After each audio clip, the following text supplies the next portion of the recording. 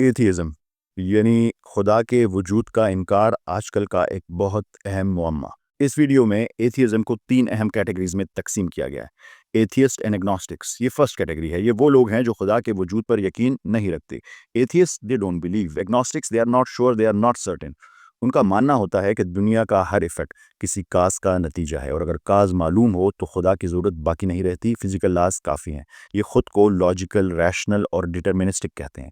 دوسری کیٹیگری ہے sceptical believers کی۔ یہ وہ لوگ ہوتے ہیں جو ظاہراً مسلمان یا کسی بھی مذہب سے تعلق رکھتے ہیں، مگر ان کے دل میں شکوک، سوالات اور الجھنیں ہیں۔ وہ ان سوالات کو اپنے اندر دبا کر رکھتے ہیں اور اس کی وجہ سے دین سے اور دور ہوتے جاتے ہیں۔ وہ ہم سے سوال نہیں پوچھتے کیونکہ ہمارے پاس علم بھی نہیں اور برداشت بھی نہیں، تو وہ یہ سوالات اپنے تک دبا کر رکھتے ہیں۔ انہیں یہ بھی ڈر ہوتا ہے کہ اگر سوال اٹھایا تو فتوے لگیں گے اور پتہ نہیں کیا کیا الزامات لگیں گے۔ تیسری کیٹیگری، جس کے بارے میں ہم بعد میں بات کریں گے۔ آج کی ویڈیو پہلی 2 کیٹیگریز کے لیے ہے۔ سن 1966 میں دنیا کے مقبول ترین رسالے ٹائم میگزین نے اپنے کور پر ایک حیرت انگیز سوال اٹھایا: از گاڈ ڈیڈ؟ کیا خدا مر چکا ہے؟ یہ کور اس دور کی ایک عام سوچ کی عکاسی کرتا تھا کہ جیسے جیسے سائنسی ترقی ہوتی ہے، خدا کا تصور غیر ضروری ہوتا جا رہا ہے۔ لیکن حقیقت یہ ہے کہ یہ افواہیں قبل از وقت تھی۔ بلکہ حیرت کی بات تو یہ ہے کہ خدا کے وجود کے سب سے طاقتور دلائل خود سائنس سے ہی سامنے آئے۔ کہانی کچھ یوں ہے۔ اسی سال یعنی 1966 میں مشہور ماہر فلکیات کارل سیگن نے زمین جیسے دوسرے سیاروں کی تلاش کے دوران اعلان کیا کہ زندگی کے لیے 2 بنیادی شرائط ضروری ہیں: ایک درست قسم کا سٹار اور ایک پلانٹ جو اس سے بالکل مناسب فاصلے پر ہو۔ کائنات میں تقریباً 1 آکٹریلین یعنی 1 کے بعد 24 زیرو تقریباً پلانٹس ہیں، یعنی 1 سیپٹیلین 1 کے بعد 21 زیرو پر لائف سپورٹ کرنے والے پلانٹس ہو سکتے ہیں۔ اسی امید پر ایک بڑا سائنسی منصوبہ شروع ہوا، SETI، search for extra terrestrial intelligence. Radio telescopes کی مدد سے کائنات سے سگنل سننے کی کوشش کی گئی، لیکن برسوں گزرنے کے باوجود کائنات خاموش رہی۔ 2014 تک نتائج نکلے زیرو، ناڈا، زلج، کچھ بھی نہیں۔ تو پھر کیا ہوا؟ وقت کے ساتھ سائنسدانوں کو یہ احساس ہوا کہ زندگی کے لیے صرف 2 نہیں بلکہ بے شمار پیچیدہ شرائط درکار ہیں۔ کارل سیگن کی کنڈیشنز 2 سے بڑھتے ہوئے 10، پھر 20، پھر 50، پھر 200 ہو گئے، اور ہر نئی کنڈیشن کے ساتھ زندگی کے قابل پلانٹس کی تعداد گھٹتی گئی، یہاں تک کہ وہ صرف چند ہزار رہ گئی، وہ بھی محض اندازے۔ حتیٰ کہ خود SETI کے حامیوں نے تسلیم کیا کہ پرانے تخمینے ناقابل اعتبار تھے۔ 2006 میں پیٹر شنیکل نے ایتھیسٹ میگزین اسکیپٹیکل انکوائرر میں لکھا: in the light of new findings, early estimates میں نو لانگر بی ٹینیبل۔ ہمیں معلوم ہے کہ کسی بھی پلانٹ پر لائف کے لیے کم از کم 200+ پیرامیٹرز درکار ہیں، اور ان میں سے ہر ایک کو بالکل درست ہونا ہوگا۔ اگر صرف ایک فیکٹر بھی غلط ہو جائے تو لائف کا وجود ممکن ہی نہیں رہتا۔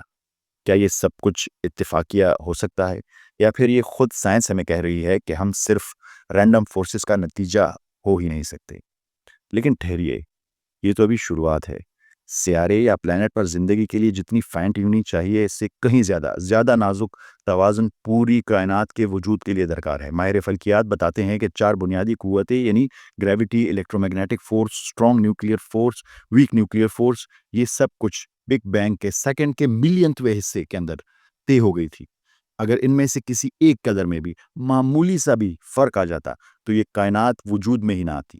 جب ہم ان تمام عوامل کو جمع کرتے ہیں تو نتائج اتنے ناقابل یقین ہو جاتے ہیں کہ محض اتفاق کا تصور خود عقل کے خلاف لگتا ہے۔ یہ سب کچھ ایسے ہی ہے جیسے ایک کوئن کو 10 کوئنٹلین بار اچھالیں اور ہر بار ہیڈ آئے۔ کیا یہ ممکن ہے؟ یقیناً نہیں۔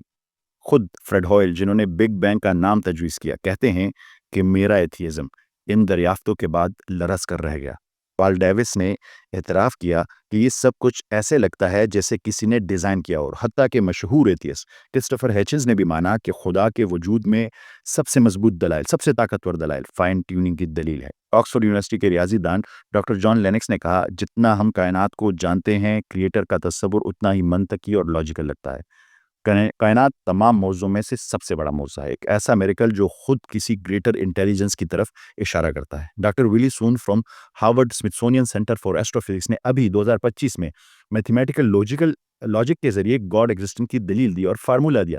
ان کی بنیاد فائن ٹیوننگ آرگومنٹ پہ ہے کہ یونیورس کے قوانین اتنے ایگزیکٹ ہیں کہ یہ رینڈم چانسز سے ممکن ہی نہیں، اس کا ضرور کوئی کریٹر ہے، اور یہی بات اور مشہور سائنسدان بھی مانتے ہیں۔ ہم نے ابھی تک صرف ایک آرگومنٹ پیش کیا، ذرا سوچئے ایسے انگنت آرگومنٹس موجود ہیں۔ دیکھیے جب آپ بگ بینگ کی بات کرتے ہیں جسے تمام سائنسدان مانتے ہیں تو بگ بینگ ہوا کیسے؟ ایک سپر ایٹم آیا، اس میں بلاسٹ ہوا اور اس کے بعد یہ کائنات بننا شروع ہوئی۔ پر وہ سپر ایٹم کہاں سے آیا؟ کوئی جواب نہیں دے سکتا۔ سائنس کے پاس اس کا کوئی کاز نہیں ہے۔ جب بگ بینگ ہوا تو میٹر بنا جو نان لیونگ ہے۔ پھر زمین پر لائف کیسے آئی؟ آپ کہتے ہیں اے بایوجینیسس، پر اے بایوجینیسس کو ابھی تک لیب میں پروو نہیں کیا گیا، ابھی تک آبزرو نہیں کیا گیا۔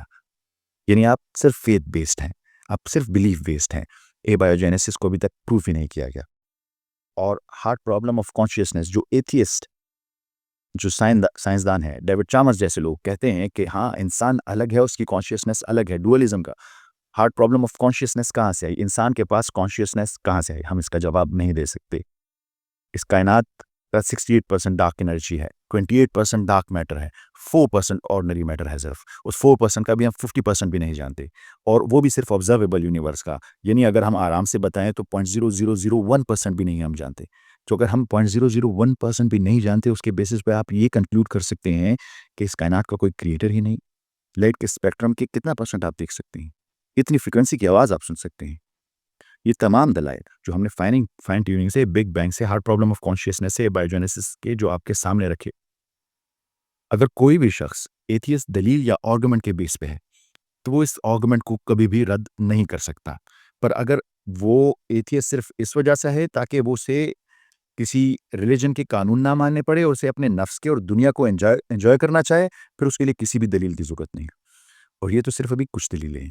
اس کے بعد اگلی قسط میں ہم جس دلیل پر بات کریں گے وہ ہے کوانٹم فزکس، جو خود کسی کریٹر کے ہونے کا ثبوت دیتی ہے، جو خود ایتھیزم کو اور ڈٹرمنزم کو ڈسپروف کرتی ہے۔